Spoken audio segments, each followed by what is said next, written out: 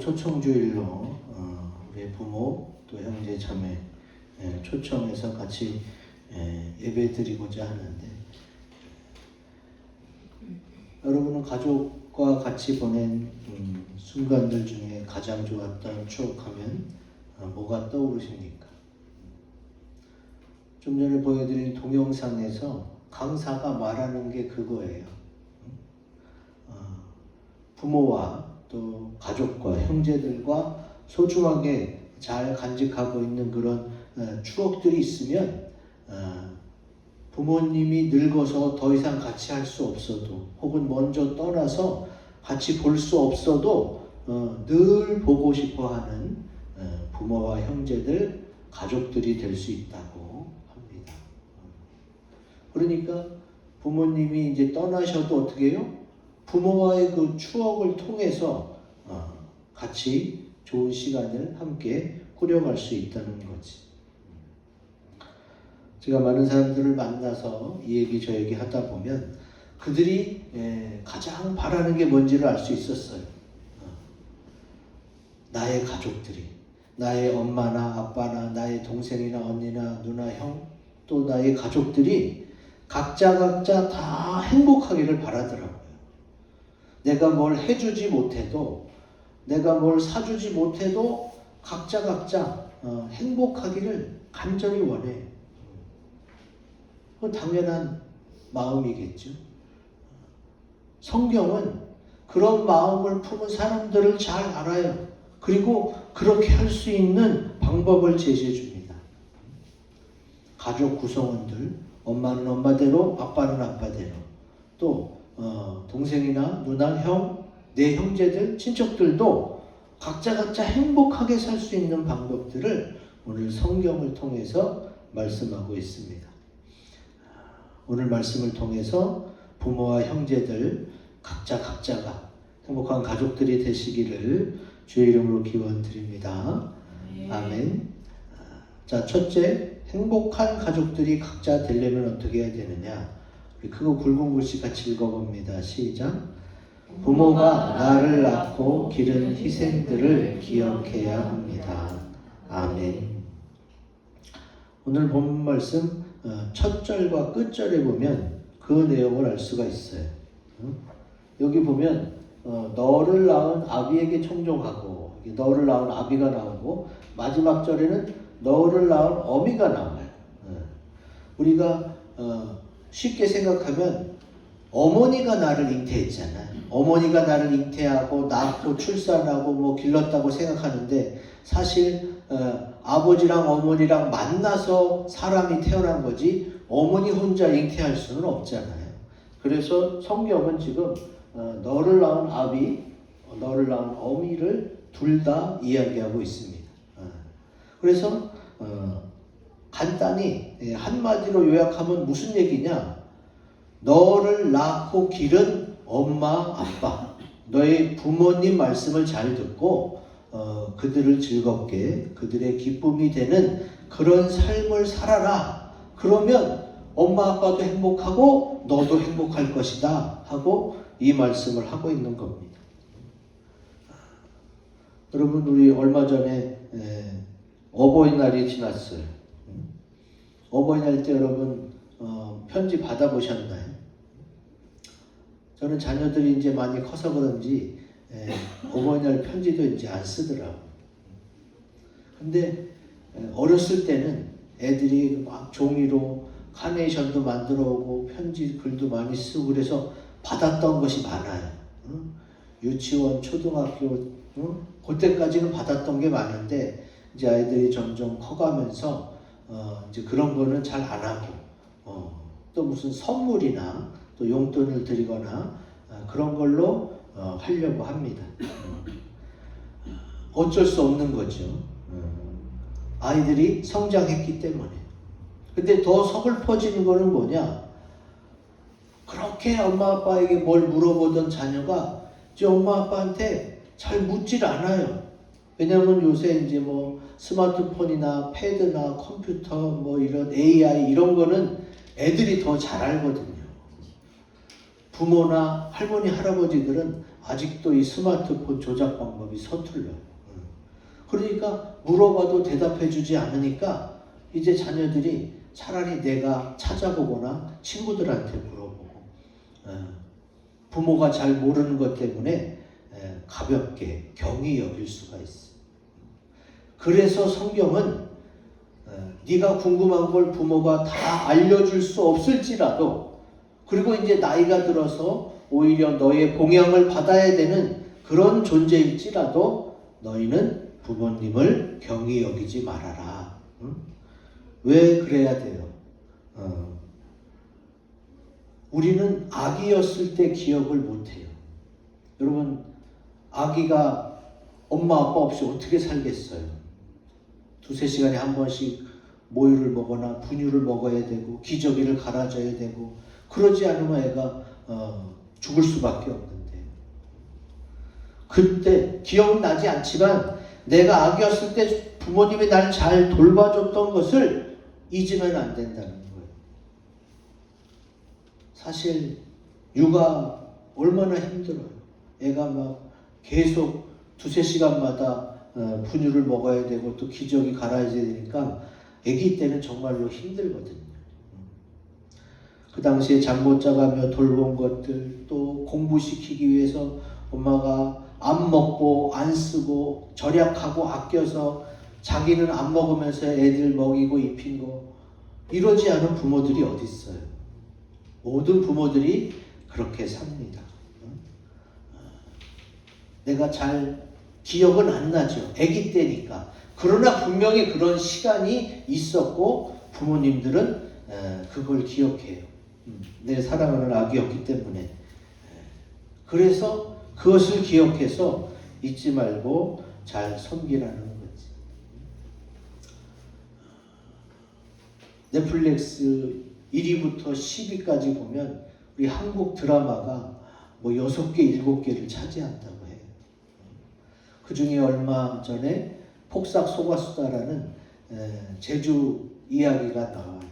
아이유, 박보검이 주연해서 했던 그 드라마에서 이제 딸이 장성해서 이제 결혼했거든요. 그러면서 아기를 낳을 때 막 울어요. 자기는 엄마가 18살에 낳았거든요. 늦게 시집간 그 딸은 울면서 18살에 엄마가 나를 어떻게 낳았어 하면서 막 울어요. 그때 이제 엄마 생각이 밀려오는 거예요. 그전에는 엄마가 창피하기도 하고 잘 몰라서 다른 사람 앞에 내놓기도 그랬는데, 막상 시집가서 임신하고 출산할 때 여자들은 되게 엄마를 떠올립니다. 엄마가 이렇게 아프게 나를 낳았구나. 이렇게 고생하면서 나를 키웠구나. 그때 그 영화를 본, 영화가 아닌 드라마죠. 그리고 외국에서는 공공장소에서 그거를 틀어줘서 사람들이 먹고 마시며 같이 울고 그랬던 것이 막 인터넷에 떠돌아다니더라고요. 그게 그 드라마의 주인공들에게만 해당되는 이야기는 아닙니다. 왜 같이 울면서 볼 수 있어요? 우리들의 부모, 우리들 가족 이야기이기 때문에 그렇게 될 수 있었던 거지. 우리는 어버이날을 지났지만 어버이날에만 혹은 또 힘든 일이 있을 때만 우리 부모님 찾지 말고 그래도 날 위해서 계속 기도하고 또 잘 되기를 바라고 마음 써주고 챙겨주는 것은 역시 부모님이 최고예요. 그런 부모님의 그런 희생들, 또 날 위해서 지금까지 또 앞으로도 마찬가지예요. 내가 잘 되기를 간절히 바라고 원하는 게 우리 부모가 최고겠죠. 그분들에게 늘 감사하며 공경하시기 바랍니다. 그렇게 살아가면 뭐가 좋으냐? 나의 자녀들이 내가 부모를 잘 섬기는 것을 보고 배워요. 그리고 내가 가르치지 않아도 내가 나이 들었을 때에 나를 잘 섬길 수가 있게 되는 거지. 그래서 그런 가정교육은 대물림이 될 수밖에 없어요. 부모가 하는 것을 자녀들이 보고 자라기 때문에 그렇습니다. 이제 그리스도 안에서 그렇게 실천하는 나와 내 배우자 또 우리 자녀들이 될 수 있도록 그렇게 행복한 그리스도인으로 사시기를 주님의 이름으로 기원 드립니다. 아멘. 두 번째, 행복한 가족들이 되려면 어떻게 해야 되느냐. 그거 굵은글씨 읽어봅니다. 시작. 자녀들이 진리, 지혜, 훈계, 명철을 사야 합니다. 아멘. 말씀에 나온 그대로를 썼어요. 잠언 23장 23절. 진리를 사되 팔지는 말며 지혜와 훈계와 명철도 그리할지니라.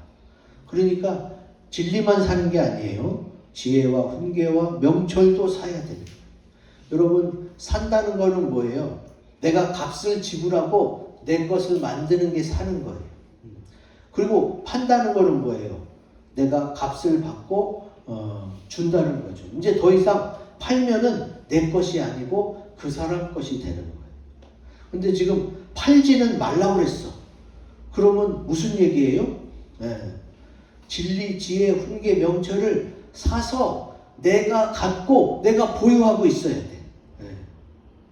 그 얘기예요. 진리가 뭐겠어요? 요한복음에 보면 진리는 하나님의 말씀, 아버지의 말씀이라고 나와 있습니다. 하나님의 말씀을 값을 주고 사라. 그리고 그것을 내 것으로 만들어야 된다는 거예요. 우리는 세상에서 많은 것들을 배우는데요. 세상에서 주로 배우는 것을 가르치는 것은 공교육이 지향하는 것은 산업화의 일꾼으로 만드는 거거든요. 이 땅에서 태어났으면 자기 역할을 하고 돈 많이 벌어서 잘 먹고 잘 사는 그 정도가 공교육이 추구하는 겁니다. 그러나 기독교 교육은 뭘 말해요? 열심히 살고 열심히 일해서 너도 자녀도 잘 먹고 잘 살지만 내 옆에 이웃들 도움이 필요하고 사랑의 손길이 필요한 소외된 이웃들을 생각해라. 성경이 말하잖아요. 하나님 사랑, 너 자신 사랑, 내 이웃 사랑. 이 세 가지를 이야기하고 있습니다. 그래서 우리 그리스도인들은 세상에서 배운 것만 실천하는 게 아니라 하나님의 말씀을 배우고 하나님의 말씀을 내가 체화, 내 안에 들어오게 해서 그 말씀들을 이루며 살아가는, 그 말씀대로 살아가는 그게 필요하단 말이지. 그것을 예수님이 먼저 보여주셨어요. 이 세상에 오셔서 하나님의 말씀대로 사는 게 무엇인지를 예수님이 보여주셨어요. 예수님이 진리를 샀습니다. 예수님이 진리를 샀다는 이야기는 뭐예요? 하나님의 뜻대로 십자가를 지셨다는 얘기예요. 예수님은 죄가 없잖아요. 죄가 없었는데도 우리 죄를 대신해서 예수님이 그 보배로운 피를 십자가에서 쏟으시면서 우리를 피로 사셨어요. 그게 성경에 나옵니다. 그 보배로운 피로 값을 지불하고 우리의 생명을 사신 거예요. 그래서 우리의 생명은 주님께 있으면서 주님과 이제 하나의 가족이 되었다는 것을 말씀하고 있는 거죠. 고린도전서 7장 23절 같이 읽습니다. 시작.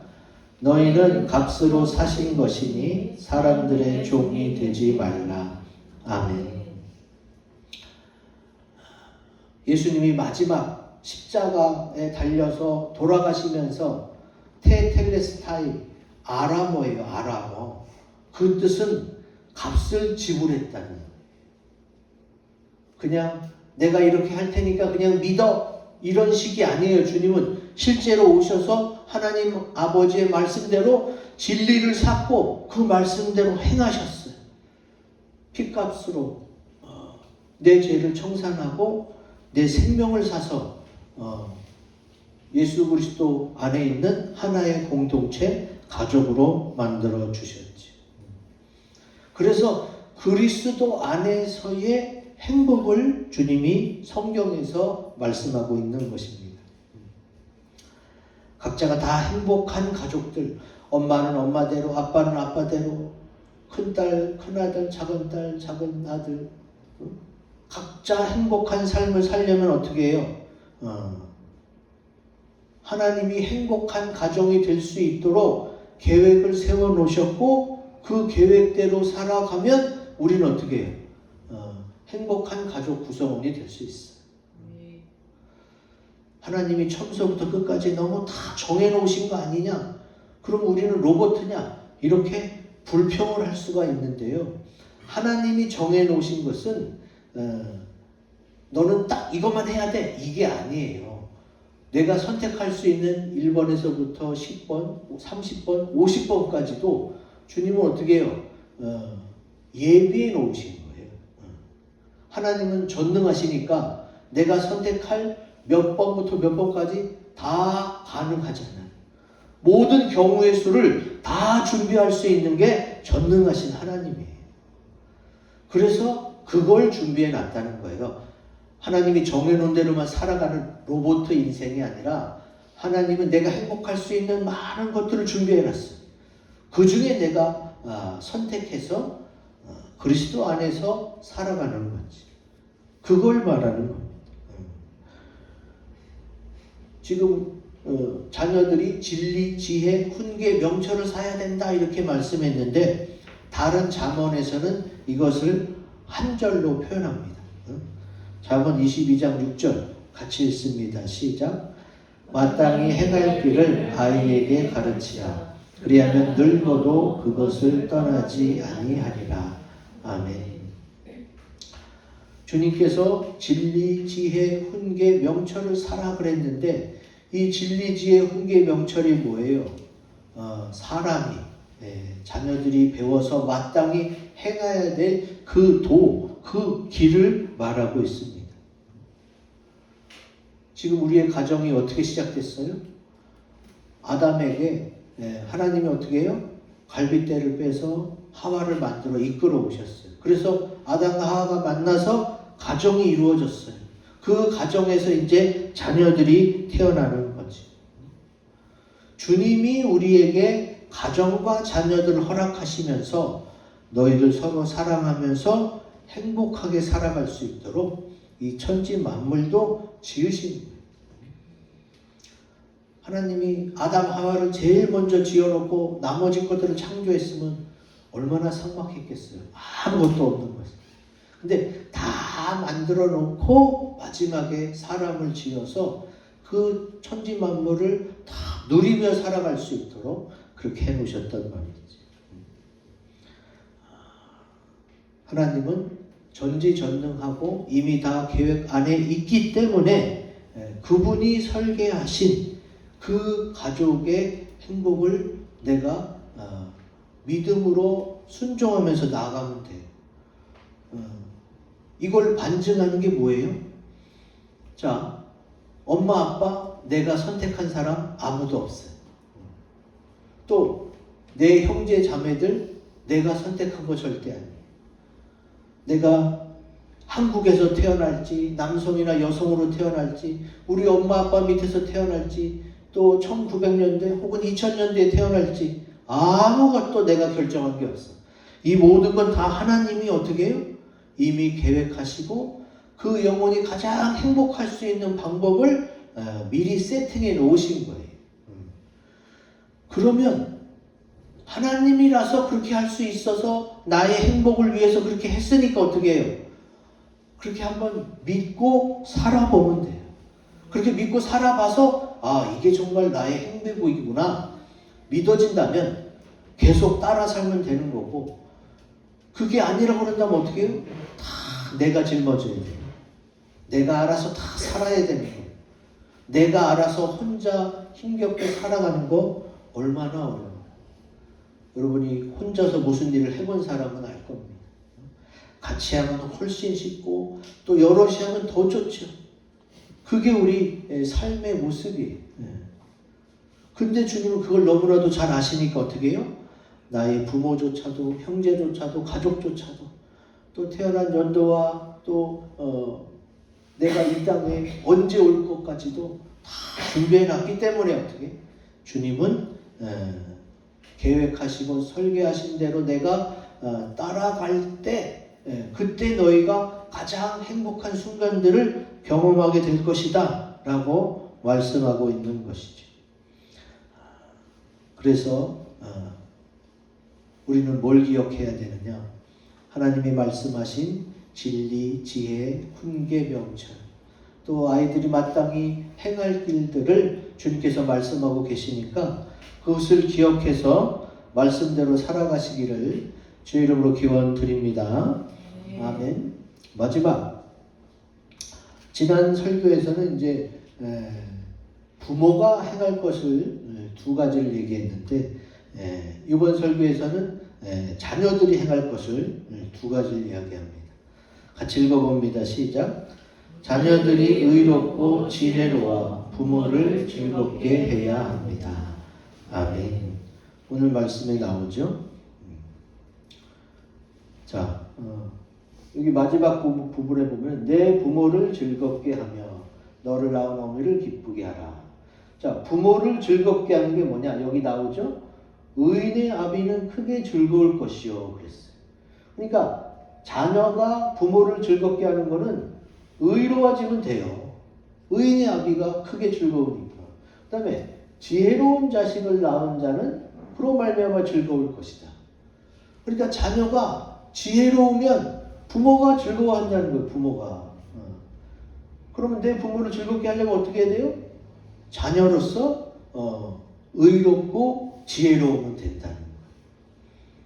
자, 여기서 내 자녀가 지혜로워서 공부도 잘하고 상도 많이 받고 막 이런다. 그러면 안 기뻐할 부모가 어디 있어요? 근데 의로운 거는 뭐지? 내 자녀가 의로운데 내가 그걸로 즐거워하고 기뻐했던 적이 있나? 이렇게 의문을 가질 수가 있는데요.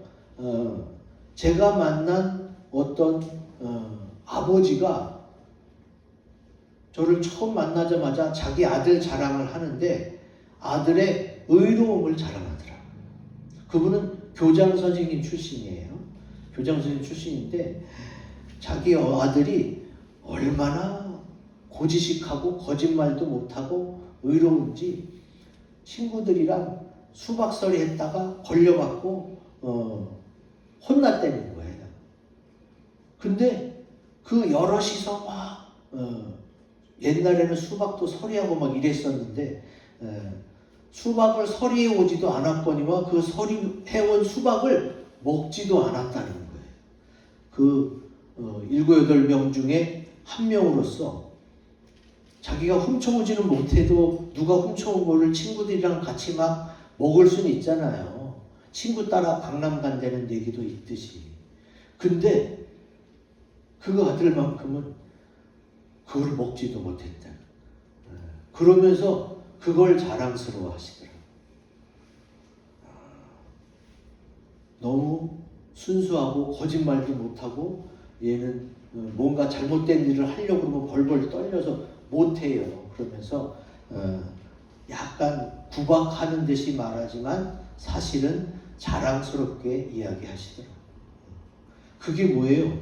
내 자녀가 가진 의로움이. 어쨌든 거짓을 멀리하고 남의 것을 훔쳐오거나 또 훔쳐온 것을 같이 먹지도 않는 그것을 얼마나 먹고 싶었겠어. 다들 그렇게 먹고 있는데. 근데 끝까지 그거를 안 먹고 그걸 지켰다는 거지. 여러분, 부모로서 내가 그렇게 열심히 잘 가르치지 못하고 모든 걸 다 대주지 못했는데도 내 아들이, 내 딸이 알아서 잘 크고 의롭다? 그만큼 자랑할 만한 게 어디 있겠어. 여러분, 내 자녀의 정직함, 의로움, 거짓말 하지 않는 거, 이거 부모가 크게 즐거운 이유가 됩니다. 그래서 부모조차 먼저 정직하게 사는 것을 보여줘야 되고 자녀들도 그것을 보고 정직하게 살아갈 수가 있게 되는 겁니다. 따라서 자녀가 의로우면 부모가 즐거운 것이고 부모를 즐겁게 하려면 지혜로운 자식이 된다. 잠언 9장 9절에 이 내용을 또 한 번 반복하고 있어요. 잠언 9장 9절 같이 읽습니다. 시작. 지혜 있는 자에게 교훈을 더하라. 그가 더욱 지혜로워질 것이요 의로운 사람을 가르치라. 그의 학식이 더하리라. 아멘. 여기서도 강조하는 게 뭐예요? 지혜와 의로운 사람이죠. 여러분, 사실 내 자녀가 지혜롭고 의롭다? 그러면 뭐 부모의 즐거움일 수밖에 없어요. 그리고 내가 의롭고 지혜로워야 나의 부모도 나를 기쁘고 즐겁게 여깁니다. 여기서의 의로움은 육체적 향락을 말하는 게 아니죠. 심적, 마음적으로, 또 사람과의 관계 속에서, 그리고 정서적인 즐거움을 의미하는 거예요. 주님이 왜 성경 말씀에 부모의 즐거움, 자녀의 즐거움을 이렇게 많이 얘기할까요? 우리 사람들에게 주님은 즐겁게 살라는 거예요. 즐겁게. 그냥 맨날 예배만 드리고 기도만 하고 막 봉사만 하고 이렇게 하면서 살라는 게 아니라, 어떤 분은 천국 가면 맨날 예배만 드리는 줄 알고 있더라고. 지금 이 땅에서도 목사가 맨날 예배만 드리는 게 아니잖아요. 주님은 나를 이 땅에 보내신 게 하나님을 잘 믿으면서 신앙생활도 잘하고 경제생활도 잘하고 사회생활도 잘하고 공동체 생활도 잘하고 기쁘고 즐겁게 살라는 거예요.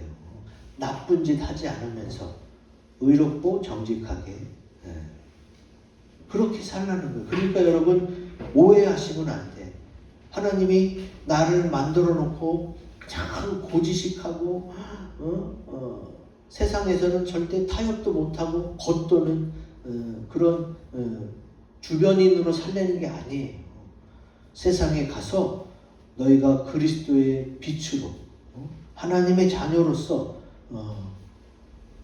좋은 모습들을 보이면서 즐겁게 살라고 하는 거예요. 하나님이 부모도 가족도 허락하시면서 너를 향해 계획해 놓으신 그대로 살면 너는 기쁘고 즐거운 인생이 될 것이고 만족한 인생이 될 것이다. 그렇게 살다가 천국에 와서는 이제 영원히 같이 살자. 그 말씀을 하시는 거예요. 누구는 또 그러죠. 아무리 좋은 마음을 갖고 착하게 살고 세상을 바꾸려고 해도 세상은 안 바뀐다. 세상이 안 바뀌는데 믿는 자들 아니면 정의로운 자들의 노력이 헛수고가 될 거 아니냐? 여러분, 그게 아닙니다. 우리가 이 땅에 있는 동안 작은 천국, 작은 하나님의 나라를 열심히 건설해 가려고 노력을 하지요. 그러나 정작 완성된 하나님의 나라는 하나님이 하늘에다가 준비해 놨어요. 그러니까 너희는 이 땅에서 작은 천국을 경험하다가 마지막 종국에는 하늘나라 와서 영원한 천국에서 같이 살자, 이 얘기예요. 내가 이 땅에 태어난 이상 내 주변 사람들하고 천국을 이루어야지. 물론 그러면 좋겠지만 이 세상에서 이루어지는 작은 천국은 영원할 수가 없어요. 우리의 삶 자체가 영원하지 않잖아요. 이 세상에서는. 그러니까 그걸 알아야죠. 그냥 경험을 하다가 이게 정말 좋은 것이구나 분명히 깨닫고 나서 이제는 영원한 천국에서 그렇게 누리자는 거예요. 그러면 하나님의 계획이 뭐예요? 맨날 발발 떨면서 어렵고 힘들게 이러면서가 아니라 즐겁게, 너희 부모도 즐겁게, 너희 자녀도 즐겁게, 너희 형제자매 가족들이 즐겁게 살면서 천국이 좋은 것이라는 것을 깨닫고 분명히 느낀 다음에는 천국에 와서 영원히 행복하게 살자는 거지. 그러기 위해서는 어떻게 해야 되느냐? 좀 전에 동영상에서도 보여드린 것처럼 각자 받는 스트레스를 잘 해결하셔야 돼요. 스트레스가 왜 생겨요? 내 마음대로 안 되거든요. 내 생각대로 안 돼요. 이 세상 일은 내 마음과 내 생각대로 안 돼요. 그래서 스트레스를 받을 수밖에 없어요. 근데 엄마, 아빠, 부모, 또 형제들, 나, 친구들까지 다 행복하게 살려면 어떻게 해야 돼요? 각자 스트레스를 잘 해결해야 돼요. 그러면은 어떻게? 그러면은 행복한 엄마, 아빠, 형제들, 또 자녀들이 될 수 있다는 거지. 스트레스를 각자 해결하는 방법을 잘 알아야 돼. 왜? 사람마다 다르기 때문에. 엄마는 어떤 것이 스트레스를 해결하는 방법이지. 아빠는 아빠대로. 세 가지를 이야기하죠. 시간이 언제 흘러가는지도 모를 정도로 내가 즐거워할 수 있는 장소가 있다면 그 장소를 찾아가고, 또 그 사람과만 있으면 막 시간이 금방 지나간 것처럼 행복했던 그 사람이 있으면 만나면 되는 거고, 즐거워할 수 있는 일, 시간이 언제 흘러갔는지 모를 정도로 내가 집중하면서 즐거워할 수 있는 일들을 만나면, 이 세 가지를 잘 만나면 어떻게 해요? 스트레스도 금방 날려버리고 행복한 인생이 될 수 있다고 말하는 겁니다. 여러분, 그거는 어렵지 않아요. 더 쉽게 말하면 내가 의롭고 지혜롭게 스트레스를 잘 해소하면 어떻게 해요? 얼마든지 내 엄마 아빠와 자녀들과 가족들과 형제들과 즐겁게 살아갈 수 있다는 얘기지. 스트레스는 안 받을 수 없으니까. 의학에서는 뭐라고 그래요? 스트레스가 만병의 근원이라고 말합니다. 그러니까 정말로 내 마음과 몸이, 또 내 사회생활이 건강하게 행복하게 즐겁게 살려면 스트레스를 받을 수밖에 없지만, 그 스트레스를 빨리빨리 잘 해소하는 방법을 내가 알고 있다면 그렇게 살면 된다고 오늘 성경은 말하고 있고, 또 그게 각자 행복하게 다 잘 살아갈 수 있는 방법이에요. 엄마는 괜찮아, 너만 좋으면 돼. 사실 그게 안 돼요. 자녀만 좋다고 해서 엄마가 불행한데 어떻게 자녀가 즐거워할 수가 있어요? 그게 안 되는 거거든요. 그러니까 엄마는 엄마대로, 아빠는 아빠대로, 그리고 자녀는 자녀대로, 형제는 형제대로 다 즐겁게 살아갈 수 있는 방법은 어떻게? 각자 지혜롭고 의롭게 스트레스를 해소할 수 있는 방법을 찾아내서 그렇게 살아가시면 다 행복한 가족들이 될 줄로 믿습니다. 아멘. 오늘 이 말씀을 기억하면서 앞에 있는 세 가지 기도 제목을 가지고 묵상하고 다짐하는 시간을 갖겠습니다.